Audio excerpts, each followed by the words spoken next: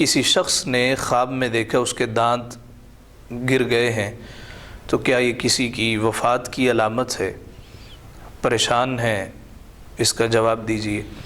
تو بھیا یاد رکھیے، بعض خواب ایسے ہوتے ہیں کہ جن کی تعبیرات مختلف ہوتی ہیں۔ بعض خواب جنہیں انسان سمجھتا ہے یہ اچھے ہیں، ان کی تعبیرات مختلف ہوتی ہیں۔ بعض خواب ایسے ہوتے ہیں جن انسان برا تصور کرتا ہے مگر ان کی تعبیرات اچھی ہوتی ہیں۔ جیسے علماء تعبیرات بیان کرتے ہیں، اگر کسی نے خواب میں دیکھا وہ کسی محرم کے ساتھ مجامت کر رہا ہے تو یہ برا خواب نہیں ہے۔ اس کا مطلب یہ ہے کہ اس نے عزت کی جگہ کو روندا ہے، اللہ تعالیٰ اس کو اپنے گھر کی زیارت نصیب کرے گا اور وہ طواف کعبہ کرے گا کہ وہ بھی عزت کی جگہ ہے، وہاں اس کے قدم لگیں گے۔ اسی طرح اگر کوئی خواب میں دیکھے کہ ملک الموت اس کو نظر آ رہے ہیں اور کوئی اشارہ کر رہے ہیں، اس کی تعبیر بھی مختلف ہوتی ہے۔ ایک خلیفہ تھے، غالباً ابو جعفر ان کا نام تھا، انہوں نے خواب میں حضرت ملک الموت جناب اسرائیل علیہ السلام کو دیکھا، پوچھنے لگے میری عمر کتنی رہ گئی ہے؟ انہوں نے اس طرح اشارہ کیا۔ اب یہ ایک پنجے کا اشارہ تھا، سمجھ نہ سکے۔ اگلے دن دربار سجا تو علماء بھی تھے، ان سے پوچھا کہ خواب میں اس طرح میں نے جناب ملک الموت کو دیکھا، اپنی عمر کے بارے پوچھا تو انہوں نے یہ اشارہ کیا ہے۔ اب علماء کی بھی قسمیں ہوتی ہیں، کچھ علماء سوء ہوتے ہیں، کچھ علماء حق ہوتے ہیں، اور خوش آمدی لوگ ہر دور میں رہے ہیں، ہر وقت رہے ہیں، اور عمومی طور پہ یہ زیادہ ہوتے ہیں۔ بادشاہوں کی مجلس میں جانے والے عمومی طور پہ ایسے ہی ہوتے ہیں۔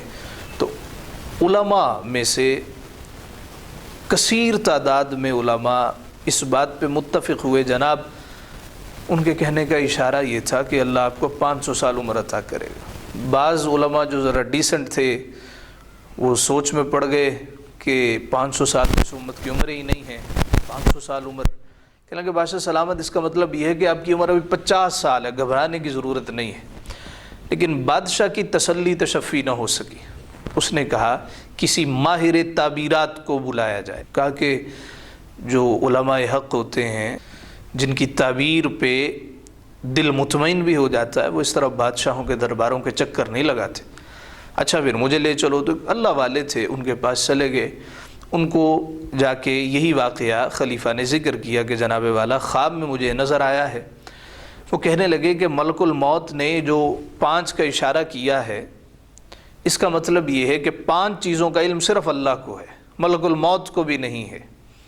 وہ 5 چیزیں کون سی؟ اللہ تعالیٰ نے فرمایا ان اللہ عندہ علم الساعہ، سورہ لقمان ہے، وَيُنَزِّلُ الْغَيْثَ وَيَعْلَمُ مَا فِي الْأَرْحَامِ وَمَا تَدْرِي نَفْسٌ مَاذَا تَكْسِبُ غَدًا وَمَا تَدْرِي نَفْسٌ بِأَيِّ أَرْضٍ تَمُوتُ۔ بے شک اللہ ہی کو علم ہے قیامت کب آئے گی، اور اللہ ہی کو علم ہے کہ بارش کب برسے گی، اور اللہ ہی جانتا ہے کہ ماں کے رحم میں کیا ہے، بیٹا ہے بیٹی ہے۔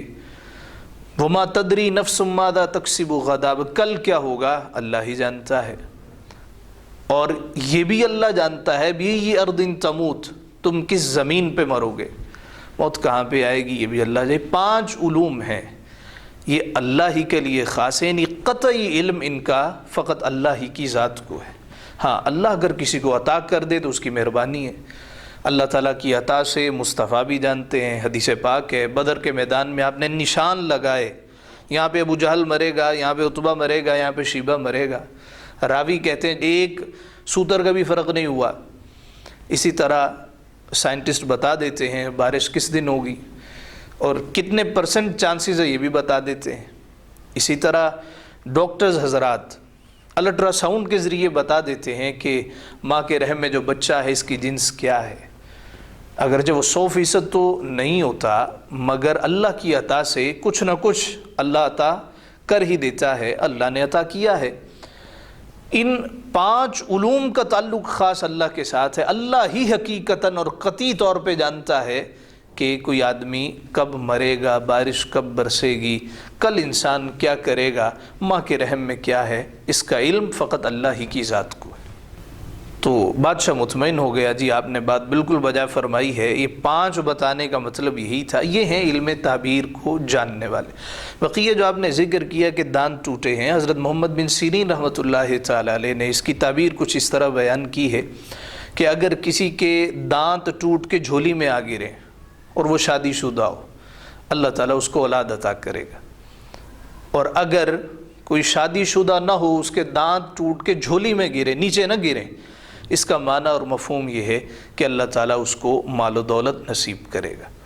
تو ہر شخص کی کیفیت مختلف ہوتی ہے، ہر شخص کی حالت مختلف ہوتی ہے۔